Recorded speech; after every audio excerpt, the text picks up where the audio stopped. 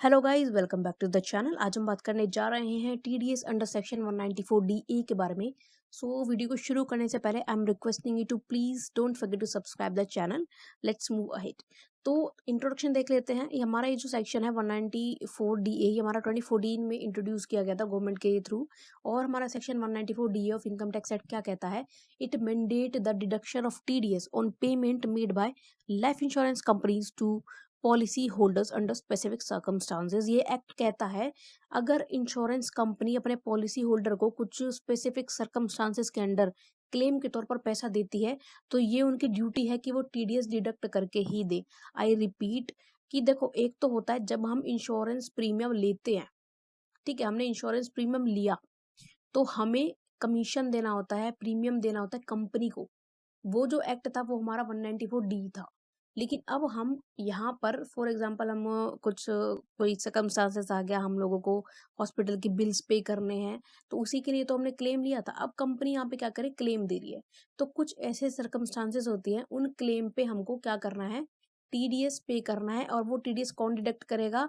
Insurance companies deduct करेंगी। ठीक है, ये सेक्शन था। अब इसको सेक्शन को थोड़ा सा डीप में डिटेल में पढ़ लेते हैं कि एप्लीकेबिलिटी क्या है। This section implies to any person responsible for paying to resident any sum under life insurance policy under bonus.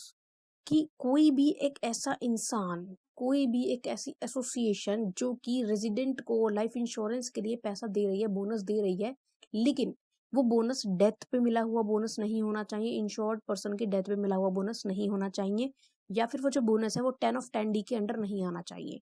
ठीक है, इन दो को छोड़ के बाकी सभी बोनसेस पे हमको क्या करना है, कंपनी को टीडीएस डिडक्ट करना है। ये उसकी ड्यूटी है under section 194 DA of TDS.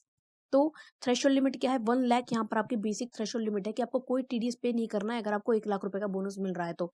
लेकिन जहां आपका एग्रीगेट अमाउंट एक साल का 1 लाख से प्लस गया, वहां आपको टीडीएस पे करना पड़ेगा। ओके, फिर टीडीएस का रेट क्या लगेगा? यहाँ पर आपका 5% ऑफ इनकम कंपोनेंट पे टीडीएस पे करना है। अब इनकम कंपोनेंट क्या है?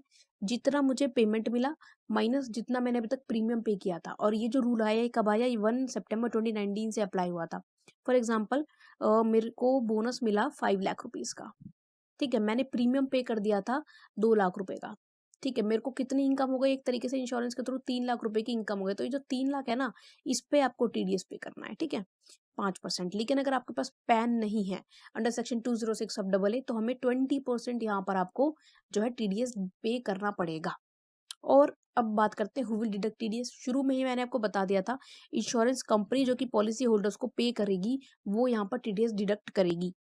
इंपॉर्टेंट पॉइंट्स देख लेते हैं। मैंने आपको बोला था कि 10 ऑफ 10 डी के अंडर जो है नहीं लगेगा। तो वो 10 ऑफ 10 डी के अंदर कौन कौन सी चीजें आती हैं? जो भी पॉलिसीज 1 अप्रैल 2003 से पहले की बनी हुई है, बिफोर 1 अप्रैल 2003 की जितनी भी पॉलिसीज है, वो फुल्ली एग्जेम्प्टेड है। यहाँ पे उनको कोई टीडीएस पे नहीं करना है। फिर वो जो पॉलिसीज है हमारी 1 अप्रैल 2003 से 31 मार्च 2012 के बीच में बनी हुई है, उन पे आपको प्रीमियम कितना है? सम एश्योर्ड का 20% से कम है तो आपको यहाँ पर उन पॉलिसीज पे प्रीमियम पे करना पड़ेगा।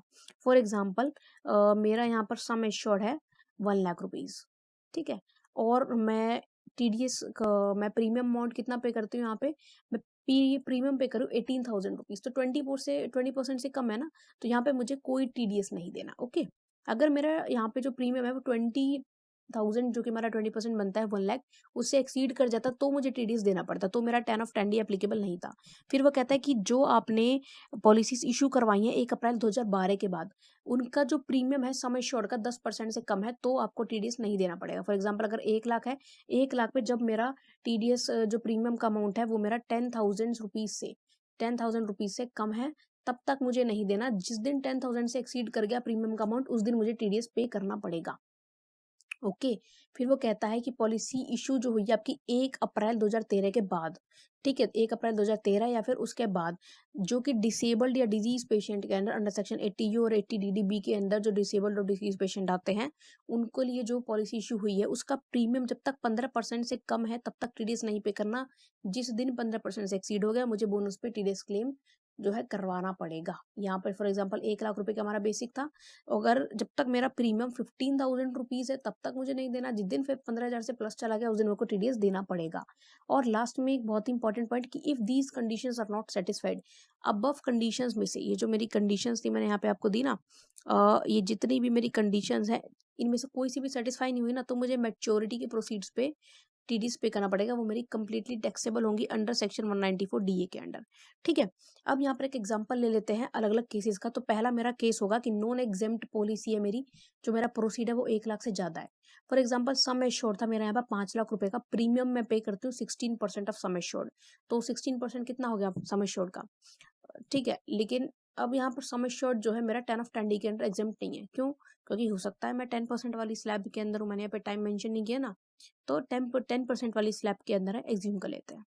मैच्योरिटी प्रोसीड्स, मेरे को बोनस मिला 12 लाख रुपए का, प्रीमियम पे कर दिया था मैंने अब तक 8 लाख रुपए का, तो मेरे को कितना एक तरीके से एडवांटेज हो गया, इनकम होगी 4 लाख रुपए की। तो ये जो 4 लाख रुपीज़ है ये मेरा टैक्सेबल है, तो इस पे टैक्स लगेगा 5% एंड 4 लाख का 5%, 20,000 मेरे यहाँ पे टीडीएस का अमाउंट बन गया। अब सेकंड देख लेते हैं, मेरे प्रोसीड्स जो है ना 1 लाख से कम है, ठीक है। पॉलिसी एग्जेम्प्ट नहीं है लेकिन प्रोसीड 1 लाख से कम है, कितना रुपए मिला? 95,000 रुपीज़ मिला, प्रीमियम पे करा था 80,000, 15,000 का फायदा तो है लेकिन कोई टीडीएस नहीं देंगे, क्यों? क्योंकि थ्रेशोल्ड लिमिट से कम है, तो 0 टीडीएस। फिर डेथ क्लेम पे मुझे पॉलिसी पे बोनस मिला, पॉलिसी पे out on death of insured, ठीक है, कितने का? 10 लाख का मिला, 6 लाख का प्रीमियम पेड था लेकिन फुल्ली एग्जेम्प्ट है, क्यों? 10 ऑफ 10 डी में स्पेसिफिकली बोला था कि डेथ पे जो प्रीमियम मिलेगा वो आपका एग्जेम्प्टेड है, उस पर कोई भी आपको टैक्स नहीं देना है। सो एक रिव्यू भी ले लेते हैं समरी का, अगर कुछ बच्चों ने मिक्स कर दिया हो तो।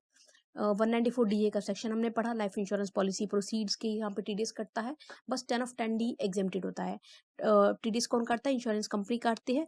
टीडीएस का भुगतान कौन कर रहा होता है एक्चुअली में, किसके पैसे से काटती है? रेजिडेंट पॉलिसी होल्डर के पैसे से काटती है। थ्रेशोल्ड लिमिट 1 लाख तक कोई टीडीएस नहीं पे करना, और 1 लाख से ऊपर जाएगा तो 5% का टीडीएस पे करना है, पैन नहीं है तो 20% का करना है। अमाउंट जो डेथ पे मिलता है वो एग्जेम्प्टेड है यहाँ पर, और टीडीएस कब कटेगा? पेमेंट के टाइम पे टीडीएस कटेगा।